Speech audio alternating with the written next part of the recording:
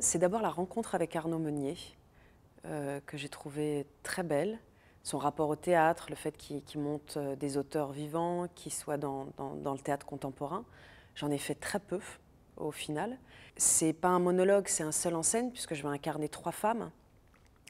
Une jeune palestinienne, une professeure de littérature juive, israélienne, et une GI américaine. L'histoire commence, on comprend que c'est un compte à rebours avant un attentat commis par cette jeune fille.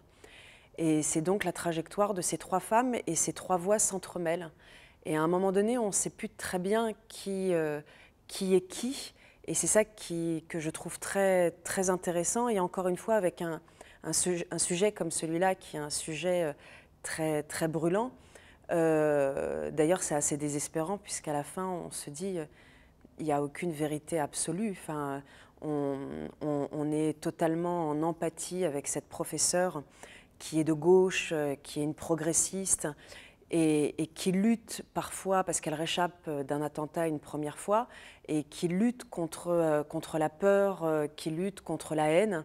On suit son cheminement mental qu'on comprend tout à fait, comme n'importe qui, n'importe quelle personne qui serait victime d'un attentat. On voit bien à quel point ça nous pousse dans nos retranchements les plus extrêmes. Et j'ai trouvé ce parcours de femme très beau. Et en même temps, dans les autres parcours de femmes, chez cette jeune fille qui décide de devenir martyr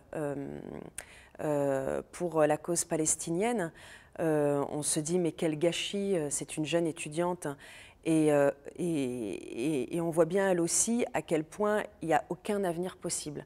Et il y a donc cette GI américaine qui, elle, est un peu notre regard à nous d'une certaine manière, parce qu'elle est parachutée là-bas et elle comprend absolument rien. Elle ne comprend pas pourquoi les Juifs et les Arabes se tapent dessus pour un morceau de terre. Et paradoxalement, à travers la trajectoire de ces 3 femmes, on se dit malgré tout ça pourrait être possible.